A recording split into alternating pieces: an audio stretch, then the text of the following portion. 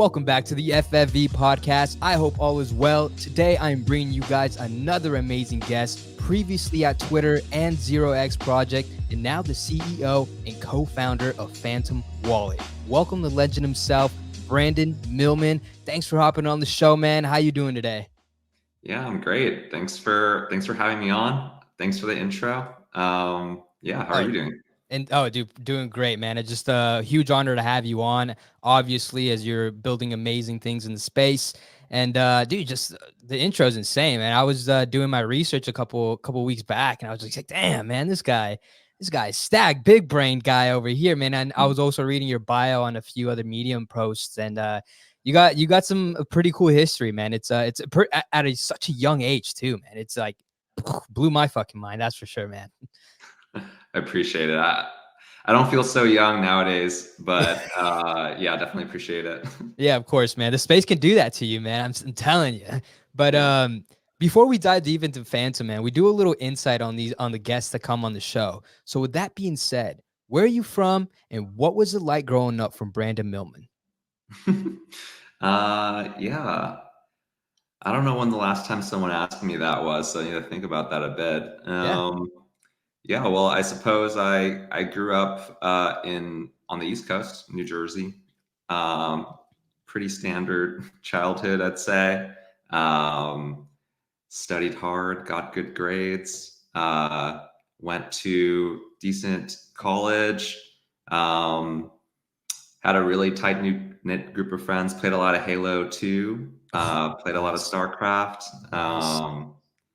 Those were the vibes, and yeah, ended up finding my way over to Silicon Valley eventually. Yeah, what was that like? What was that kind of transition like? What interests you? Yeah, I mean, both my parents are actually engineers. Mom's a software engineer. Dad is a mechanical engineer.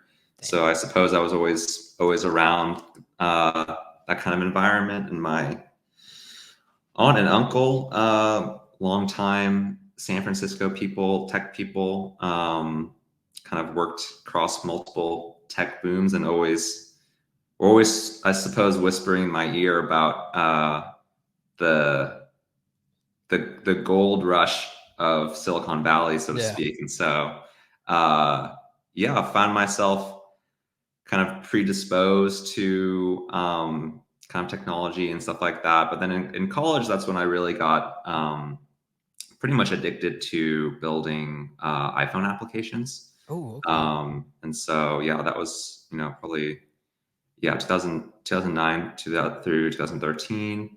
What kind of apps were you building? Yeah, just a lot of toy stuff. A lot of hackathon type of stuff. Nice. We were doing, like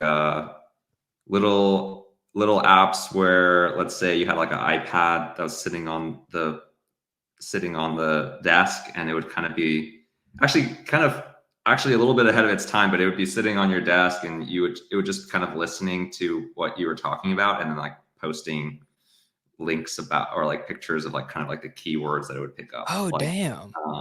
That sounds like a little bit like some AI stuff, man. Like a little bit, you know what I mean? It was kind of like that. I mean, it would just recognize like keywords and stuff, and it wouldn't like think or anything like that. But anyway, that's just kind of a random example. But I ended up, I think my first major exposure, I guess, to working on apps in a real working environment was I worked very early on the team, the Words with Friends team. If you remember Words with Friends. Oh, no way, man. Dude, I had my whole school addicted to that fucking game, man.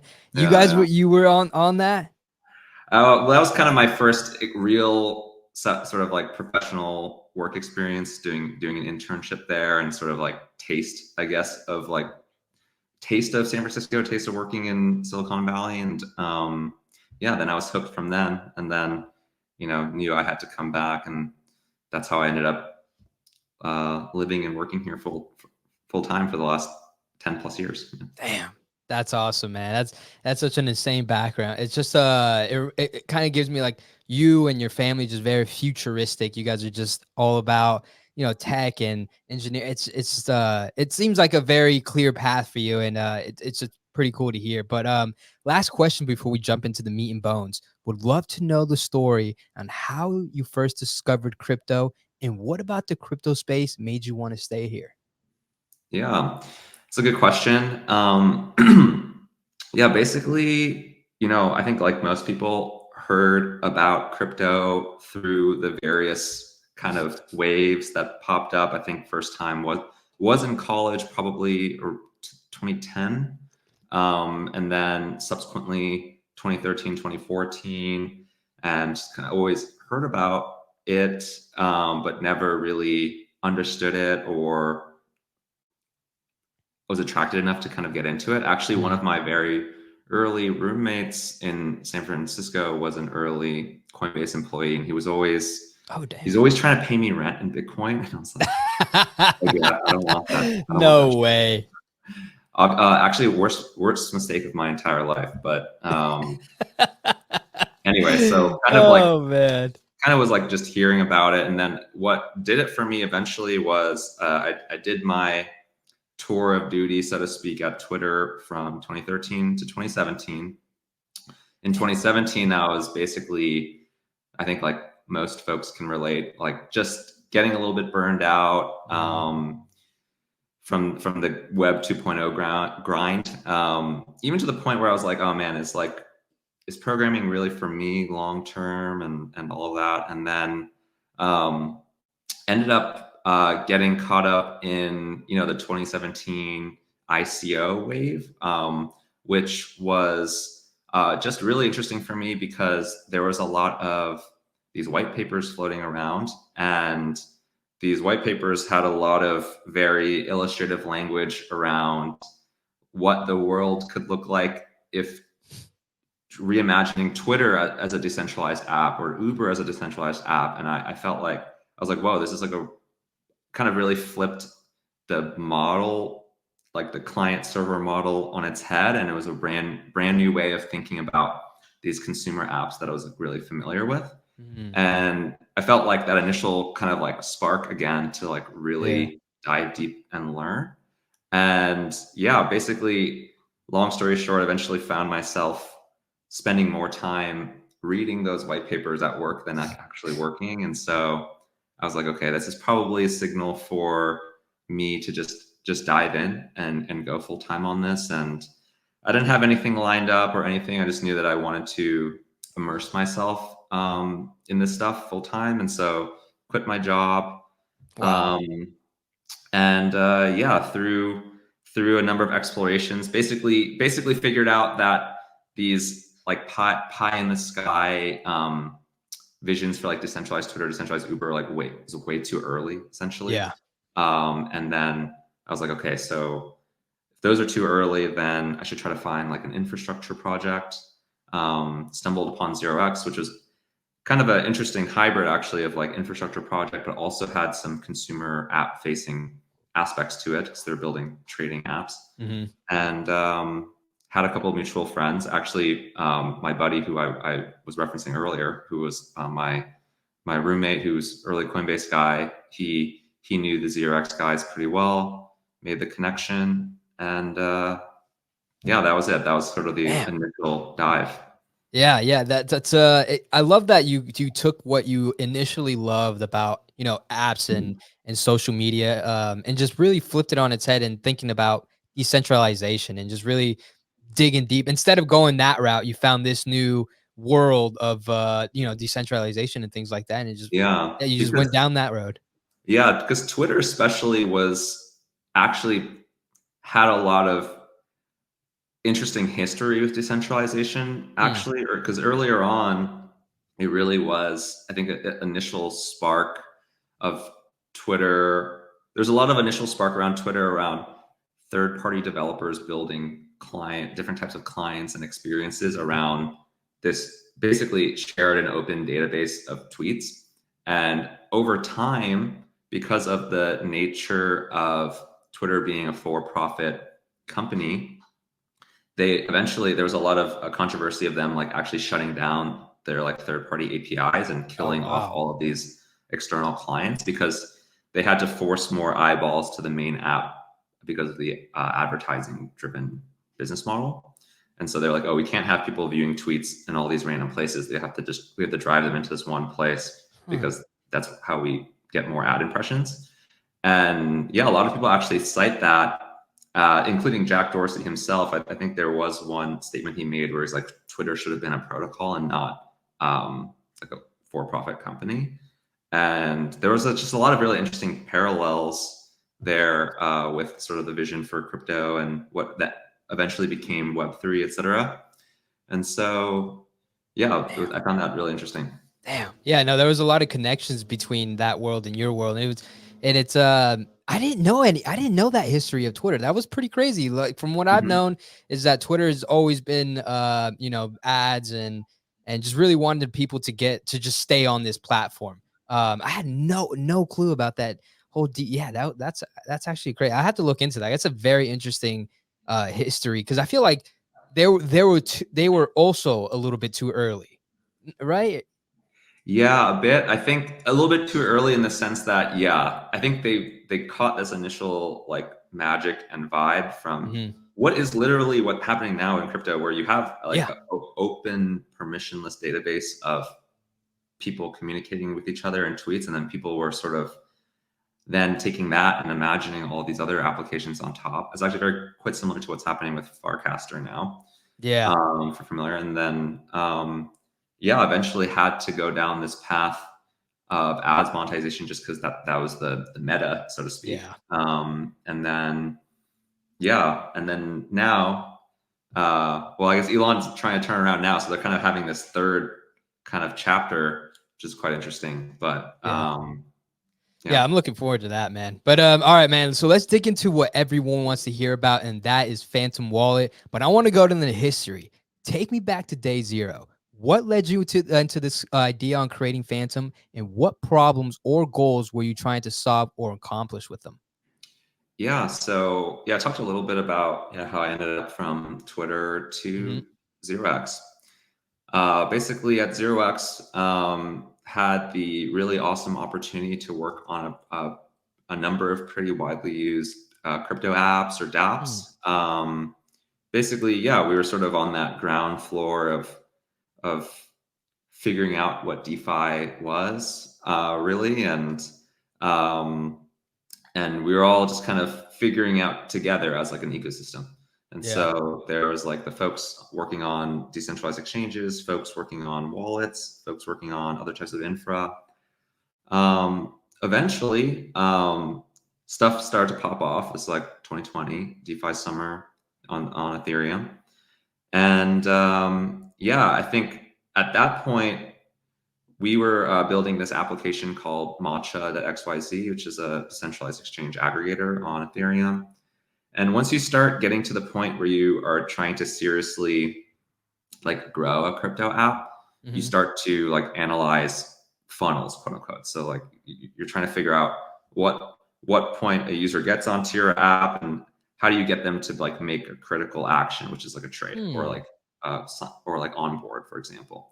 And then when you actually start to analyze those things, you end up realizing that basically all of those funnels are constricted by MetaMask. All of your basically Ah, your okay. destiny as an application is controlled by how well MetaMask can do its job. So even like, yeah, if you think about using Uniswap for the first time, when you onboard, you have to download MetaMask. Yeah. When you're making a trade, which is a critical action for them, the final boss is like the MetaMask pop-up. Yeah. And I think we just became pretty frustrated that basically after 3 years, 3+ years of working on this stuff, like the wallet side of the house of the ecosystem was just not doing it. And there had been actually a lot of attempts at like other types of wallets, but no one had really been able to crack the nut of Yeah.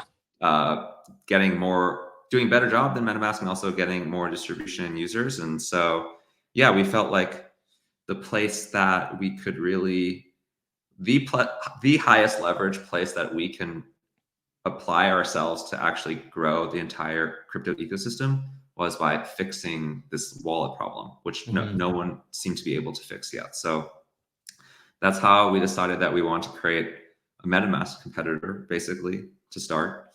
But the other major insight that we had was that the world was moving more and more multi-chain, and so from 2017 and 2020. It really was like a laughed at notion that someone would be using something that's not Ethereum, but both a user and a developer.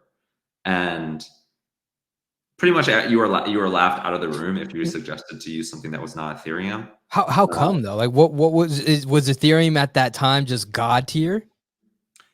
Yeah, I mean it still very much is in terms of all of the sort of core metrics in terms of developer activity, users, etc. But it was just, I think there was a lot of, obviously there's a lot of tribalism in crypto. There's a lot of maximalism. I was about to say that, man, because there's obviously better, like I was gonna say earlier, there's better wallets out there. There was better, coins to do, or better blockchains to do other things on, and I feel like, but no one was using it. For example, like MetaMask, there was already other competitors that I think the UI was better than MetaMask and much more easier and sleek, but no one was using it. You know what I mean? And kind of the same thing with like not the same thing with like blockchains or crypto coins and things like that, but like for example, ETH was like a whole god tier kind of thing where, but obviously Solana was much easier to use, much cheaper and faster. It just confuses me. You know what I mean? Like why wouldn't one, I get that it's going to be like an and instead of an or thing, but I guess there's just different use cases for both, but yeah. I think the main argument was like the decentralization aspect. It was like nothing else is as decentralized as Ethereum, and therefore, if you're building your business or you're using another blockchain, you're basically at risk. You're at risk for losing your money. You're at risk of killing your business, etc. So yeah, I think that was the main argument, and then actually what really changed everyone's perception, at least changed my perception, was the rise of Binance Smart Chain, and that was basically in the summer of 2020. That's when they first came on the map and just started putting up huge numbers immediately. Obviously because of the connection with Binance. And so, but that really showed everyone, kind of like pulled back the veil a bit and showed everyone, hey, there's actually a demand for fast and cheap block space, which intuitively sounds obvious, but and then especially if you couple that with the distribution power of like Binance, for example, you could actually spur a whole new ecosystem. And everyone was actually pretty shocked when that happened. And even 0x themselves internally were like, oh, okay, this needs to be taken seriously. And Binance Smart Chain was actually the first non-Ethereum mainnet chain that they kind of added support for. And so we saw that happen early on. We're like, okay, this is obviously going to be a trend. Binance Smart Chain, we didn't feel like was it in terms of like the end all be all of fast and cheap blockchains. And so we kind of combined this multi-chain insight with this other insight of like, hey, wallets are still broken. Wallets are actually like bottlenecking everyone. And then we decided that we were going to create a multi-chain MetaMask competitor. And but how we were going to do that was, instead of trying to compete with MetaMask head on, we were going to essentially shortcut them or circumvent them by rerunning the MetaMask playbook, so to speak, but on a new and rising ecosystem. Okay. Just taking a huge bet on a rising ecosystem, and we ended up choosing Solana as our horse, and that was basically very very early 2021, late 2020. That's how we ended up choosing on Solana initially, and obviously fast forward, and that bet paid off tremendously. Huge. Yeah. And we yeah, spent a couple of years just going really heads down on just staying alive on Yeah, Solana yeah. because there's so much activity, hundreds of thousands of new users a week, Oh, with insane. just three of us at first, and it was quite intense because there's a lot of with a lot of users comes a lot of obviously responsibility. Oh yeah. I feel like I feel like we were kind of stale, you know what I mean? As in terms of wallets. You know, I hate to admit it, but I don't like this about myself, but I'm always like when Facebook came out, I was just like hardcore fucking MySpace. You know what I mean? Like I love MySpace. I'm dedicated to MySpace. And then like I started seeing and then I switched over. You know, that kind of broke me into like, hey, you know, I always try new things. And then when I first saw Phantom come out, I was like, you know, I'm sticking with MetaMask. I'm just gonna stick with MetaMask. I'm not gonna lie, I was being a little arrogant. So I'm gonna stick with Mhm. MetaMask. They've always, you know, they've done me right, blah, blah, blah, blah. And I switched, I randomly one day I was so mad at using MetaMask because I kept glitching out on me. My browser screen would not load up. It was just a whole bunch of troubles that I was having on there. And that frustration really just immediately led me down to downloading Phantom. And dude, I gotta tell you my experience. Day one, I was just like, "Fuck, dude, I am an idiot." Like, I should have been using this. And I'm not trying to talk bad on MetaMask. I still use MetaMask. It's still a great wallet, but like, as in terms for like me bringing someone on or the UI of Phantom, it's just so much easier, man. So much easier, way cleaner. It just looks better for me as in everything, man. So I just wanted to tell you my experience the first time I stopped being arrogant and switched over to Phantom, man. It was a pretty fucking it's a pretty cool moment for me. I really appreciate that, and that's always really awesome to hear to this day. Individual people talking about enjoying their experience with Phantom, or even their first crypto experience being like using Phantom. So Yeah. I appreciate It's that. Oh, sorry, I would not call it more thing. I would not call it arrogance. Like it's definitely a very natural thing, especially with financial products. mhm. To they're very sticky in that there's a huge trust and brand element Yeah. to financial products where basically the longer that you're alive, the more compounding advantage you grow because of this trust and brand that you're growing. And you know, MetaMask never had a major incident. They never you know, they've always been good enough for a lot of folks. And so yeah, I wouldn't call it arrogance. I would just call it it's quite natural, I think. Yeah, yeah. Well, thanks, man. I appreciate it. Made me feel a little bit better. But dude, you know, kind of talking about that, one of the really cool, in my opinion, you know, this is one of the really cool things about what your team does at Phantom is how well connected and grounded you guys are with the whole Web3 community. I mean, that was probably one of the biggest reasons why I even considered it because of how well you guys integrated yourself within the culture. You know what I mean? Within the culture, within the community and really just how do I say this? Making the users feel very seen. You know what I mean? Like when you talk to MetaMask or try to talk to these other wallets and stuff like that, you know, they don't get a reply back. You don't get a DM back. You don't see any of those things or those people really having fun with you on the timeline. So I want to ask, how important is it for you guys to build a strong community around Phantom? And what are you guys doing to grow and maintain that? Yeah, extremely important. I think one thing that people don't realize they talk about user experience UI. We need to focus on making the app super usable, shiny, etc. That is all true, and that's all table stake stuff. Mhm. When you really are in a very user centric mindset, you you think about the user basically every step of the way. And the user experience doesn't just start and end with the user opening up the app and closing Mhm. it.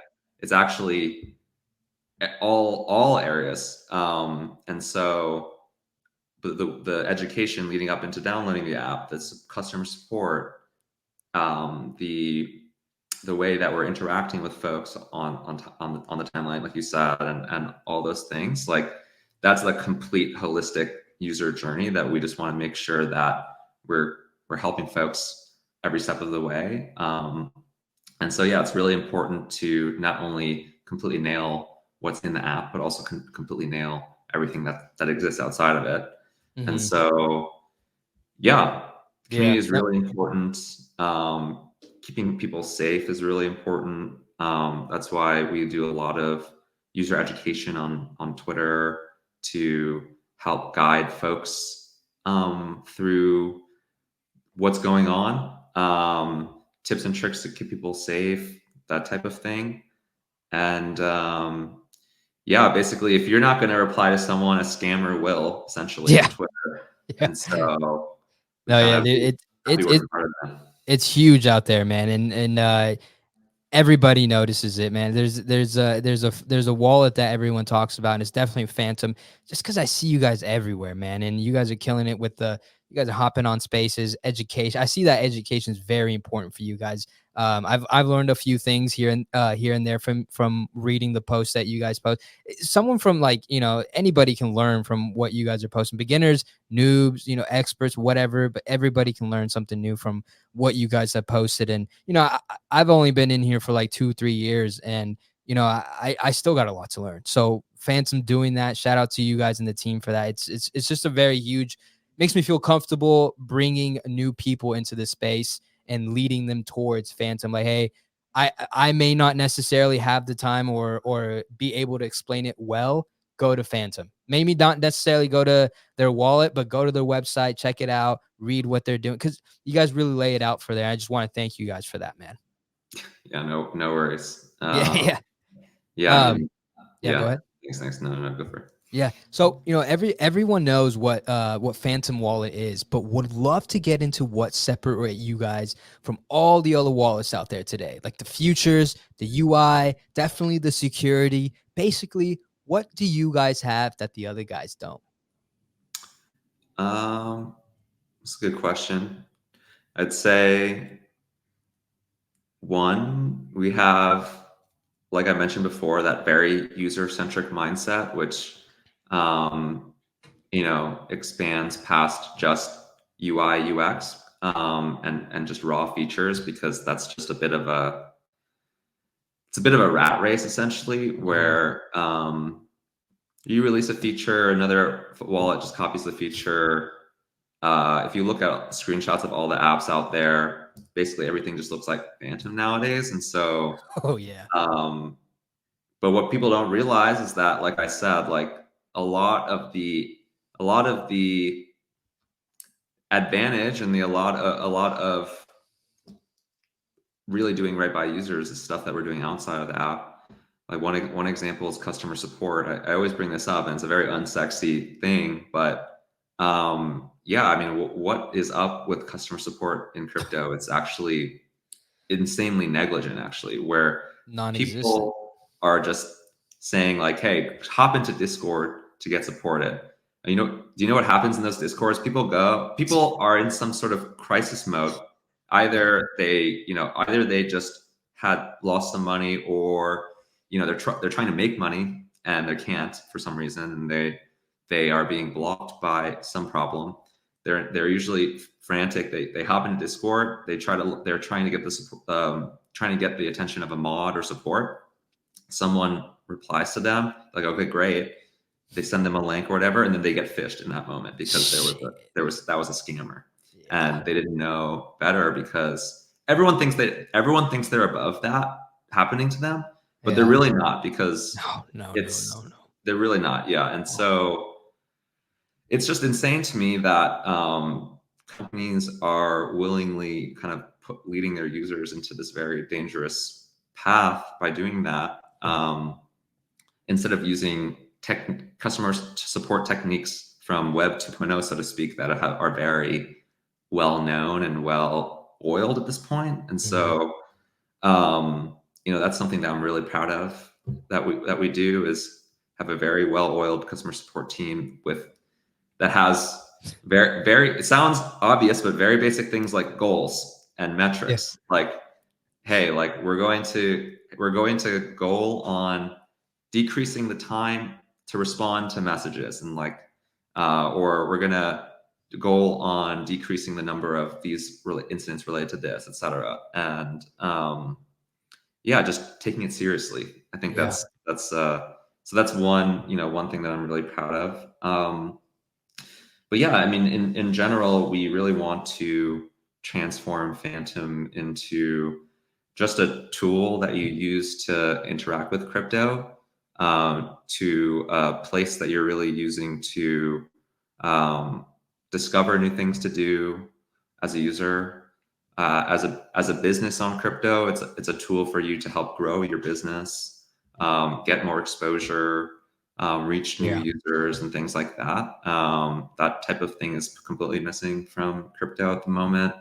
Um, I you think know, that's huge. No, I think that's huge, man. The customer support thing was a huge thing for me, and I kind of want to take it back and ask, like, do you think other wallets had like that kind of first mover's advantage? You know what I mean? They kind of they were there, they were popular, they were the first, not necessarily the first ones there, but the first ones to get very well known, and they kind of just not really doing anything as much anymore to really support their customers and their users and things like that. Are you kind of seeing that within this space? yeah, yeah. I mean, definitely, there's definitely a first mover advantage thing going on. I think that's going back to my story about how we decided, hey, we're not going to compete directly with MetaMask. Was that, and that was part of the insight. Basically, was that you know it's not enough to just come up and be like, hey, we're just going to create a better UI UX. A lot of wallets tried that. There are a lot of wallets are still trying that, and there's basically a humongous graveyard of people who are like, we're just gonna have a nice UI, and turns out that's not really a strategy, Yeah. because the first mover advantage is quite strong. Yeah. And so, yeah, unfortunately, the flip side of that dynamic is that the first mover advantage is so strong, it doesn't actually force those wallets to innovate or Yeah. compete, really. Yep. Yeah. Um, Yeah. and so, yeah, it's a little bit of a chicken and egg type of situation, but I Hey, think that's where that you guys come in, huh? exactly, I think we're Yep. really trying to push the envelope and put some pressure on Yeah. the Ethereum side of the house to get their shit together a little bit. Please, Yeah. please. Jesus Christ. Dude, talk I want to like kind of highlight the features that you guys have within Phantom that I personally absolutely love. Obviously the when I go to the internet side, the browser side, it has all of the credible sites for me. Mhm. You know what I mean? That for me is fucking huge just because I'm always like sweating my ass off thinking about if I'm clicking the wrong link or putting in the wrong website, etc. Also, want a big shout out to the wallet simulator. Oh my god, man! I also love that thing too, man. You guys are keeping us so safe, man. It's just I just really wanted to highlight that because if you guys don't know, and I know for a fact other wallets don't do that as well as Phantom to keep us safe. You know, keep us safe, not clicking random ass websites that we don't know, and using the simulator, like I said. Yeah, totally. I think thanks for calling those things out, because yeah, I think both of them have a lot to do with user safety, which is just really important. Yeah. Yeah, just one meta comment before diving into those two. Basically, I think way too many people in this space are very focused on onboarding the next billion users. That's a very Mhm. common thing to say. Hey, we're going to onboard the mainstream, etc. I think basically it doesn't really matter if you onboard a billion people if 75% of those end up getting phished or scammed. Actually that did way more damage than good, because those people are never going to use crypto again, essentially. Yeah. Yeah. And so we have a lot of work to do in the industry to make sure that this environment that we're like trying very hard to get people to onboard to is safe for forcing a lot of people through this funnel. And so, um, yeah, I mean, Yeah. so a lot of the work we do is to keep users safe for that reason. It, The explore tab that you're talking about with all of the links in there, Yeah. that's super important. Huge. Yeah, especially, as recently as earlier this week, there was the huge Jupiter airdrop event, and Yeah. I'm sure if you were on Twitter, you saw that there was a humongous army of fake links and all Oh, this. I think I don't know if I you almost saw, but fell for one, dude. Yeah. yeah, I don't know if you saw, but even Blockworks posted this article about Jupiter airdrop, and they themselves posted the wrong link, Jesus which Phantom was Christ. actually able to proactively block. But yeah, I Fucking mean, it's a Christ. huge problem. The way that you discover these apps essentially is through Twitter and Discord. Mhm. And like I said, those products are hotbeds for scammers. And so, They're fucking yeah, landmines everywhere, man. exactly. Yeah. And the reason that they keep doing it is because it is a very profitable and net positive thing for them, and Yeah. they're like catching a lot of victims. And so we yeah, so having all that stuff in app really helps keep people safe, um, making sure things are verified, etc. And then on the flip side of that is also helping apps get more exposure for their users as well, and giving users more stuff to do and find in crypto. So yeah, Yeah, man, it's a huge thing. I wish that like back in, I think it was early 2021. Me and my buddy I got my buddy into NFTs and crypto, and we were just using MetaMask, and we're mostly mobile. We were just on mobile mostly, and unfortunately, my buddy he got scanned from all of his assets, a few $1,000, and it was all through the app. You know what I mean? There was nothing to really. It was still early days, you know what I mean? It was still We were still walking around like what the wild, wild west, and kind of like what you said, man. It did a lot more damage onboarding him because he fucking hates it. I understand it though. yeah, I can't blame him for it. You know what I mean? And it just fucking it just sucks because I there was nothing that anybody could do. You know what I mean? And we just kind of have to move forward from that, man. but but yeah, man, I wanted to move on and ask you, man. So I know you touched on a little bit about it, but I would love to get to like your full kind of perspective on it, on kind of on the future of this topic too. So Phantom Wallet was used mainly for Solana at first. Now you guys have added ETH, Polygon, and as a recent Bitcoin. Why go the multi-chain route? Why not just stick with just Solana? Would love to hear the kind of like the bigger picture in your head that goes on. mhm. Well, first of all, I guess just kind of referencing back to the initial story around why we even started Phantom in the first place, it really was about that long game of taking down MetaMask. And so we really wanted to, because MetaMask still to this day is a major bottleneck for the entire industry. Yeah. And so that's the sort of the long game for us. Actually, not even long game. That I think that's the medium game for us. Yeah, I was about to say, yeah. And yeah,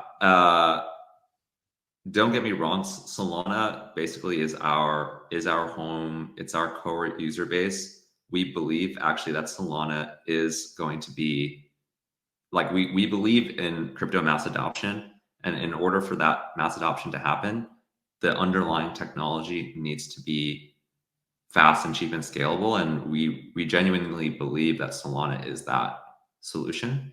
That's one of the reasons why we decided to even build on Solana in the first place, Nice. and before anyone was doing that, like late Yeah. 2020. And so we're always going to be doubling down on Solana. We're always going to be prioritizing Solana, frankly, and with everything that we do.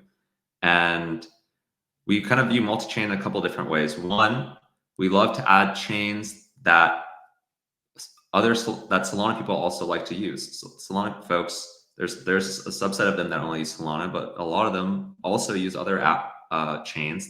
A lot of them love to explore Bitcoin ordinals. A lot of them love to explore things on Ethereum as well. And so adding support for those chains is actually adding new features that our users want. So that's the first thing.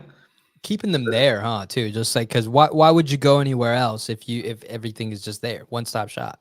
Exactly. Yeah, And it also really helps just grow Solana because it makes it easier for like, hey, a new ETH person is like, I heard about Solana's the new hot shit. Let me check it out.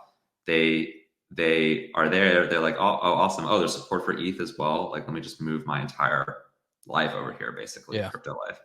And so yeah, and so yeah, it really helps bring new assets and liquidity to Solana as well. Um, but yeah, longer term, I think people are going to realize that it actually doesn't make any sense for wallets to be like mono chain. Um, very similar to how exchanges today, no one really bats an eye that an exchange has support for multiple chains and multiple assets. That's just sort of a given. Yeah. But that actually was not always the case. Back in the day, Coinbase only had support for Bitcoin, and they were very deep in the Bitcoin community Wow. because that was the only thing around. Yeah, true, true. Yeah. And then in 2016, they were like, hey, Ethereum's the new kid on the block. We need to evolve basically to become multi-chain, essentially. They were multi-chain before multi-chain was a thing. And they got a lot of hate for that. Wow. It was a much smaller, it was actually a much smaller community back then. A lot of people knew each other, and there were even death threats and that sort of thing. Wow. And so but they had a very convicted, they made this very convicted bet that exchanges were going to become multi-chain, and obviously that's what happened. No one even thinks that.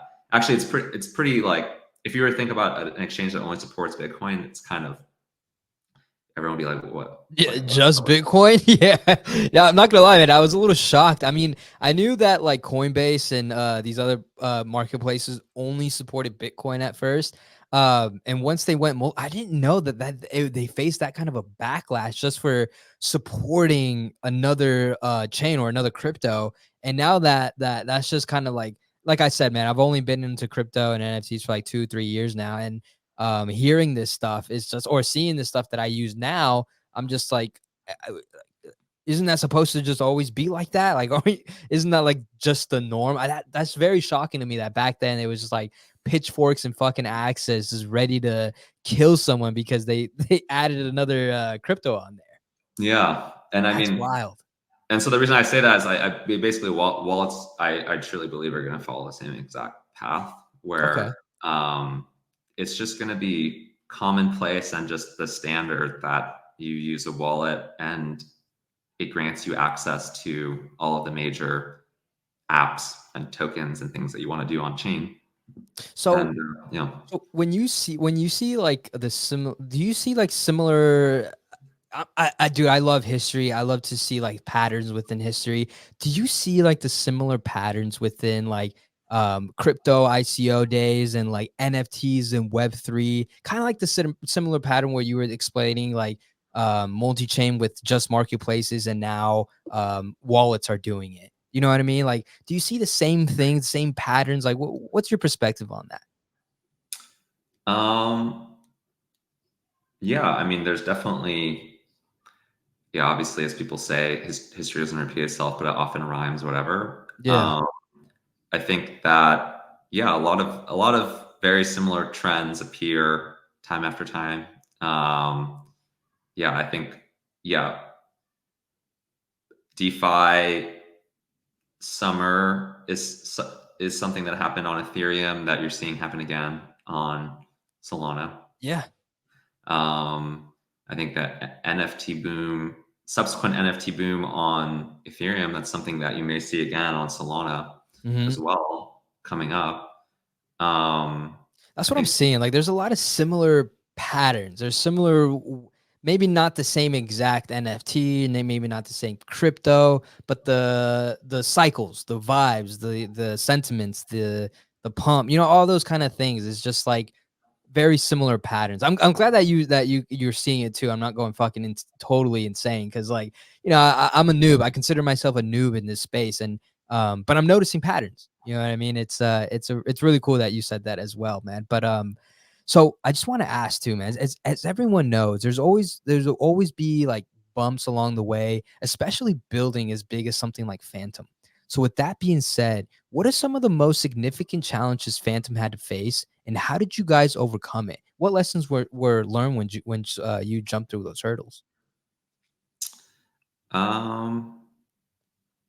It's a good question.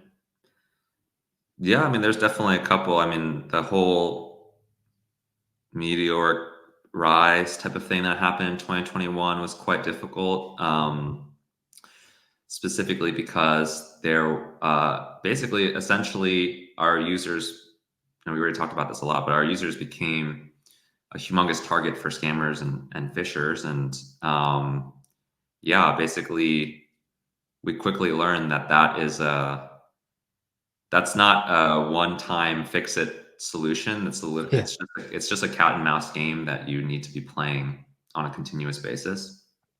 And so um, yeah, so just learning the lesson of like, hey, we have a lot of responsibility for protecting these users, um, and yeah, building a very strong security arm within Phantom to be able to handle that. So that was definitely one.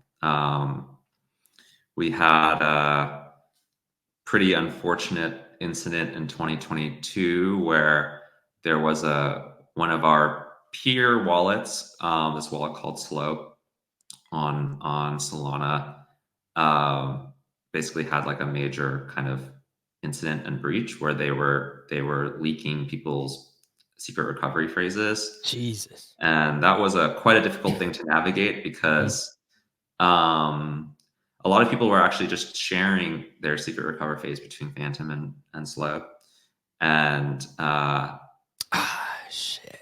and from the first hour, 2 hours of the incident, you just see Phantom users just getting drained out of nowhere. Oh, I'm like, what's going on? fuck. And it was a very intense moment. And you know, it turned out that we were not the it was not our fault, and it was actually the Mhm. fault of Slope. But it was actually quite a difficult thing to navigate and even prove because it was a lot of finger pointing, and it Oh was like yeah. you can't really necessarily prove um, who leaked the key material or whatever. Although actually we ended up the community actually banded together and ended up being able to prove it was Slope. So that was awesome. But Nice. that was a 72-hour, very intense 72 hours of pure like adrenaline that was just Shit. crazy. And so that was quite difficult. And yeah, actually, just as recently as the last couple of weeks, Solana has been having humongous growth spurt Yeah. related to Jupiter airdrop and other airdrops, and that's also been quite difficult because our backend systems and just engineering systems are just hitting unprecedented levels of activity. Yeah.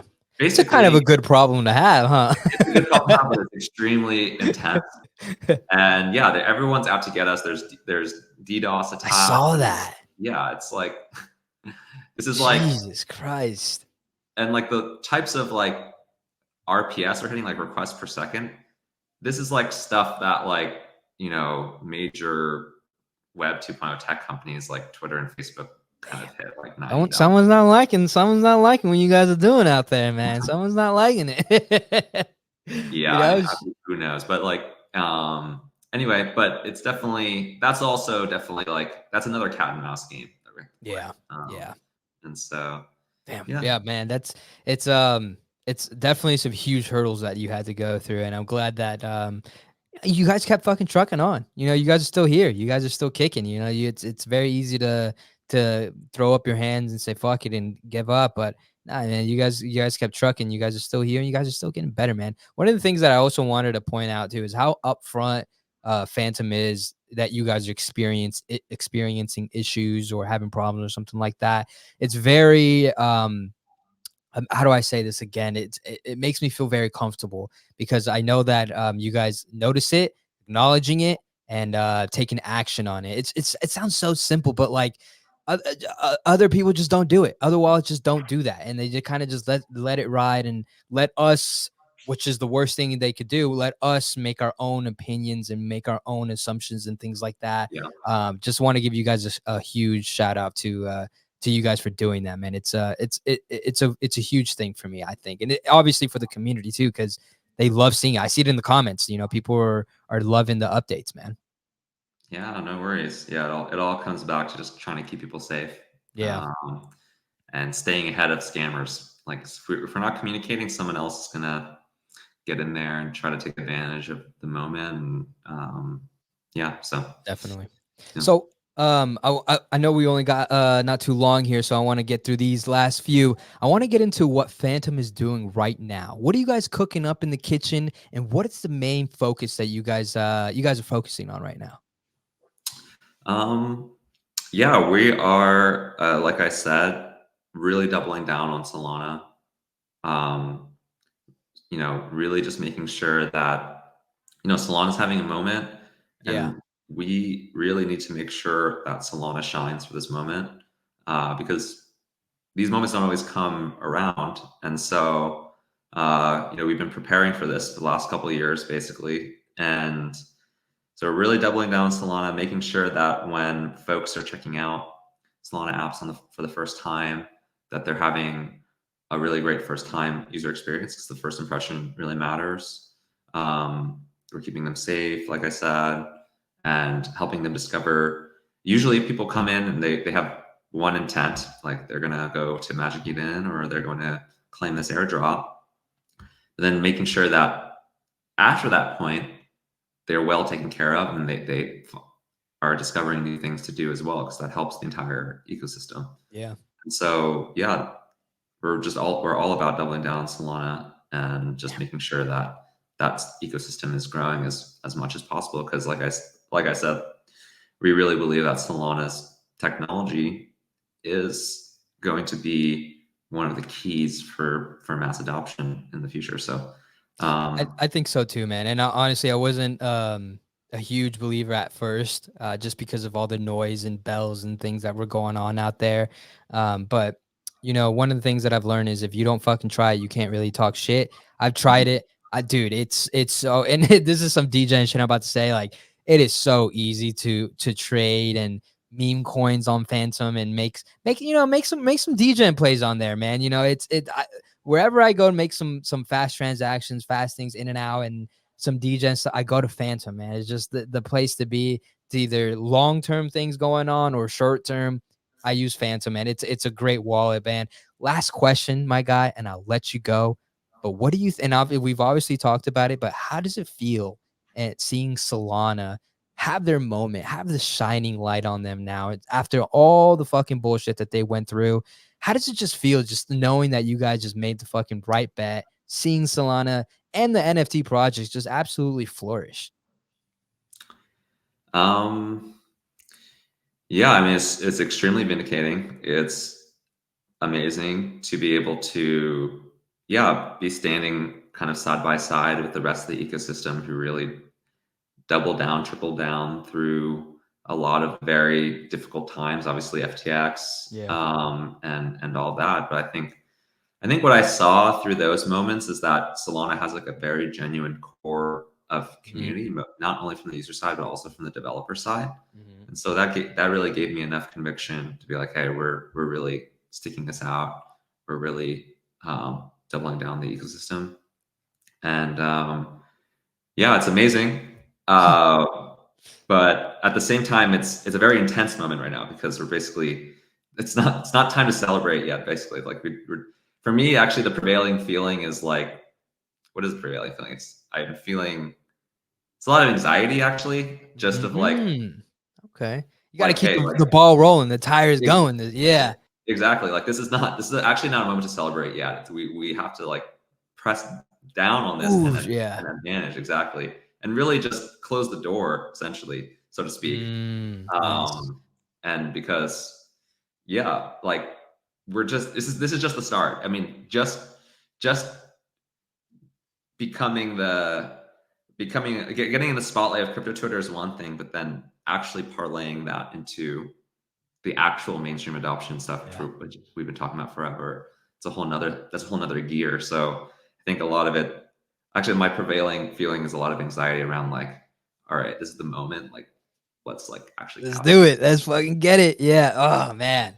Dude, just that little that little section that we just talked about, man, had me pumped, man. I'm fucking ready, man. It's I've I've not married my bags this round. You know, I'm exploring different chains, man. Solana is obviously one of my favorites, other chains that I've exploring, and I'm fucking ready, dude. I'm just stoked. I'm stoked for you guys, man. I'm stoked for Phantom. I'm glad that you guys had such a rising moment too, man. Yeah, everybody, the fucking whole sentiment. I don't know. You probably know. You guys pay attention very well. You guys have, I think, in my opinion, one of the best sentiments out there as far as a crypto wallet goes. I mean, yeah, kudos to you guys, man. You know, but that's all I had for you today, my man. I wanted to thank you again for hopping on the show, letting us get to know you more, telling us about Phantom and your overall perspective on Souls and the whole entire ecosystem. But before we sign off, please let people know where to find more information about you and Phantom, just in case people are interested in making or creating their first wallet or thinking about making that transition over. Yeah, totally. Thank you so much for having me on. It was a pleasure, and it's always, like I said, it's always awesome to hear about a individual user having a great experience with Phantom and with crypto in general. So thanks for having me on. Yeah. Yeah, for those of you who haven't tried Phantom yet or want to learn more, you can find our website at phantom.app. You can find us on Twitter at Phantom. So yeah, or feel free to personally reach out to myself as well. I'm at bchillman on Twitter. And yeah, looking forward to onboarding some new users to Solana.